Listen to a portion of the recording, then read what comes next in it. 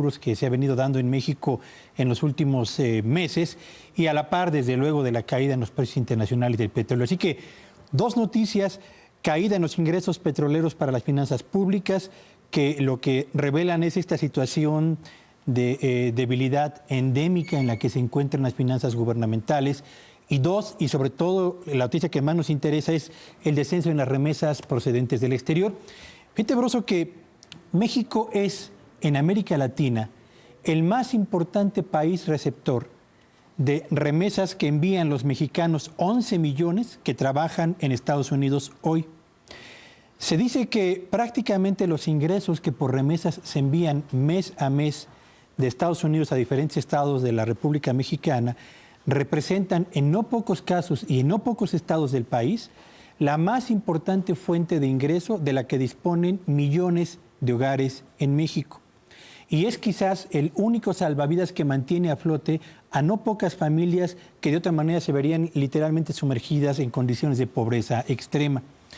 Vale señalar que en el dato que se dio a conocer el día de ayer, correspondiente al monto de las remesas que ingresaron a México en el mes de enero, se indica que llegaron a nuestro país 1.631 millones de dólares por concepto de remesas internacionales.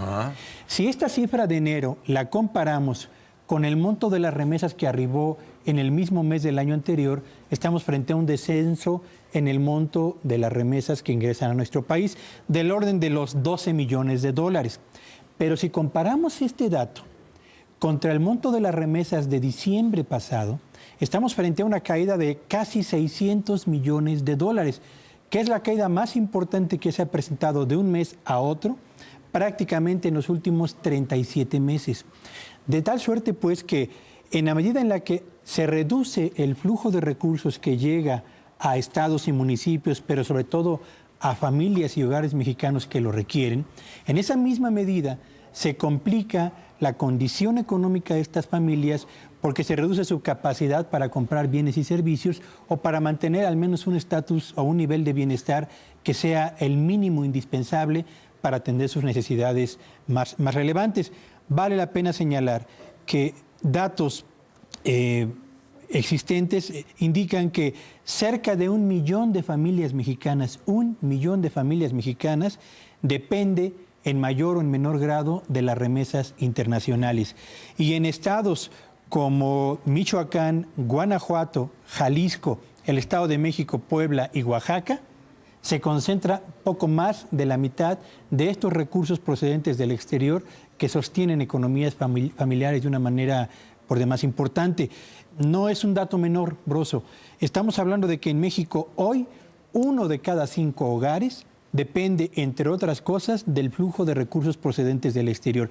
Y si hemos señalado aquí una y otra vez que el mercado interno está débil y que mientras no despegue el mercado interno, la economía mexicana seguirá en esta suerte de atonía, uno de los elementos que impiden que el mercado interno despegue es este retroceso en las remesas procedentes del exterior. Acabas de mencionar dos puntos que llegaron a ser en la historia de este país ocasiones de fiesta, de festejo. La petrolización, o sea, nuestros ingresos por petróleo, porque nada más se vivía de eso y lo demás, pues, como quiera, pues pateando, ¿verdad? Administrar la abundancia. Exactamente, claro. Así se festinaba y al mismo tiempo se festinaba, en segundo lugar después del petróleo, las remesas. Sí. Las remesas como si fuera una causa de orgullo. Es decir, me acuerdo, y ustedes corríjanme, pero llegamos a hablar hasta de 3,000 millones de pesos en algún momento de remesas. Sí. En segundo lugar, después del petróleo, diciendo, mira nada más por apostarle, nada más a los veneros del petróleo, mira nada más lo que sacamos. Y por toda esa gente que no hemos podido darle trabajo ni mantener, todos ellos, los que se fueron a Estados Unidos, todos ellos, y mira, un aplauso bonito para todos los dólares que están mandando para poder sostener a sus familias desde allá. Y ahora resulta que estos dos motivos de alegría, de festejo y de aplauso de todos los propios y cercanos, ahora empieza a ser una preocupación.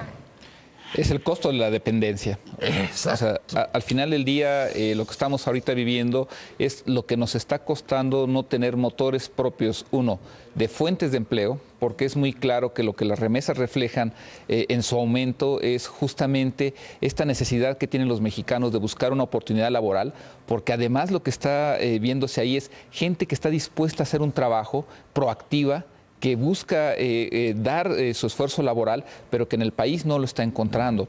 Entonces, cuando observamos que las remesas llegan a contabilizar 23,000, 24,000 millones de dólares y que con eso superan a ingresos como la inversión extranjera directa, a ingresos como el turismo, las exportaciones agrícolas, es decir, después del petróleo, en la mayor parte de los últimos 20, 30 años, las remesas se han consolidado como la fuente más importante de divisas, solamente por detrás de los ingresos petroleros. Entonces, lo que nos refleja ese aumento, esa elevación, es justamente el fracaso de nuestro mercado laboral, que en este momento es muy delicado porque justamente lo que veíamos en semanas pasadas es la precarización del mercado laboral interno y ahorita lo que estamos viendo es la precarización de los ingresos por remesas que también dependen del mercado laboral, pero normalmente de Estados Unidos, y en donde esta válvula de escape tradicional de los últimos 50, 60 años, pero que se exacerbó a partir de los años 80, ahorita nos está dando una advertencia de que el consumo de las familias, en donde además debemos matizar algo que me parece relevante, normalmente las familias que están recibiendo las remesas son familias pobres, es decir, gente que tuvo la necesidad de irse de estados como Zacatecas, Michoacán, Guanajuato, Oaxaca, Estado de México, y que ahorita dependen en algunos casos hasta de 40% de esos ingresos, y de acuerdo a la encuesta nacional de ingresos y gastos, pues normalmente están yendo a las familias más pobres.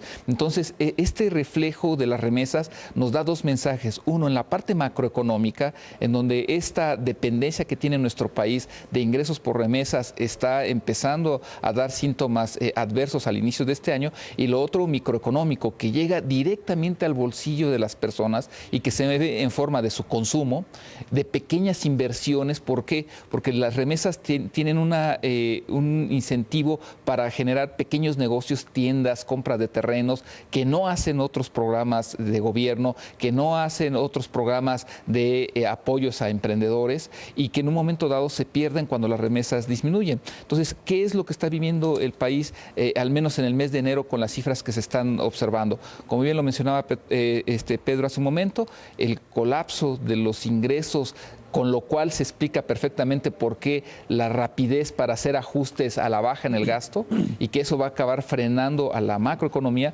Pero ahorita lo que estamos viendo es la disminución muy importante de las remesas, que lo que van a frenar es la microeconomía, es decir, que está pegándole directamente al bolsillo de las personas que más lo necesitan además. En esto de la globalización, ¿hay algo que te impida hacer un desarrollo interno de tu mercado? O sea, ¿hay alguna regla o alguna letra chiquita, una cláusula donde te diga nada más vas a poder crecer si nosotros te damos el permiso? ¿Hay algo así? De otra manera yo no podría yo explicarme por qué ni siquiera hay un guiño como el que lanzó Henry Monster Peña Nieto al Financial Times, de decir, en México estamos llenos de incredulidad, la gente no cree y hay desconfianza, que es lo único que no puedes decir que es mentira. ¿No habrá un guiño económico en ese aspecto? ¿O cómo funciona la globalización? ¿O cómo funciona nuestra ceguera, Pedro? Fíjate, Broso, que no hay un solo elemento que impida, a pesar de esta integración económica a escala mundial llamada globalización, no hay un solo elemento que te levante una barrera infranqueable para decidir un proyecto de desarrollo con un espíritu y un enfoque estrictamente nacional, apoyado en tus fortalezas internas y sobre todo diseñado para aprovechar tus potencialidades de crecimiento en el agro, en la industria, en los servicios, en el mercado interno, en la generación de más y mejores empleos. No hay una sola limitante en este sentido. Lo que hay en México, como lo ha habido en otros países de América Latina, es esta ceguera para analizar que un país que depende exclusivamente del sector exportador y que depende exclusivamente de un mercado, el estadounidense, es un país que apuesta su proyecto de desarrollo a factores que están fuera de su control. Cuando ha caído el precio del petróleo, ha caído la economía de México. Cuando ha caído la economía norteamericana, colapsa también nuestra economía. No hemos entendido que si queremos aspirar a un desarrollo más integrador, tenemos que empezar por un estilo de desarrollo que incorpore al mercado interno como un auténtico motor del crecimiento. Mientras no hagamos esto, Broso, todo lo que estaremos viendo y lo que estaremos reseñando en este espacio es el colapso de indicadores relevantes de la economía nacional. La apuesta de México por ser un apéndice de los Estados Unidos, económicamente hablando, es una reflexión, es una apuesta madura, o a estas alturas nada más es un signo de hueva. Yo creo que es una falta de visión. No existe ninguna economía ni emergente ni desarrollada exitosa que no tenga un sólido mercado interno. Uno revisa las cifras de Estados Unidos, los modelos coreanos, chinos, la Unión Europea, Japón, y lo que ve es una fuerte preocupación por el desarrollo del mercado interno, que está vinculado con una fuerte preocupación de su mercado laboral y de tener en control las variables que permitan generar bienestar. Al final del día, lo que los gobiernos, los estados de aquellos países tienen muy claro es, lo que se trata es generar sociedades de bienestar, porque justamente es lo que le da estabilidad política a todo el sistema en general. Eso es lo que nos ha fallado en el país. Apostamos al comercio exterior. El comercio exterior es solamente un mecanismo para generar bienestar. En realidad la base es producción propia y mercado interno sólido. Cuando la macroeconomía marcha bien, Pedro, ¿qué porcentaje de mexicanos son beneficiados de la salud de la macroeconomía? Desde 1997 a la fecha, que la macroeconomía ha estado caminando razonablemente bien, la verdad es que el número de mexicanos beneficiados ha sido cada vez menor y el número de familias y mexicanos excluidos se ha ido acrecentando. Ahí están los datos de crecimiento de la pobreza a secas y la pobreza extrema en nuestro país. No es un problema de estabilidad macroeconómica, es un problema de desarrollo, de un estilo de crecimiento que incluye a los hogares y a las empresas de menor tamaño. De eso se trata finalmente un proyecto alternativo de desarrollo. Para que no sean dos cosas distintas, en efecto, la macroeconomía y el mercado interno, sino que pudieran cohabitar sin ningún problema y al alza. Desde luego.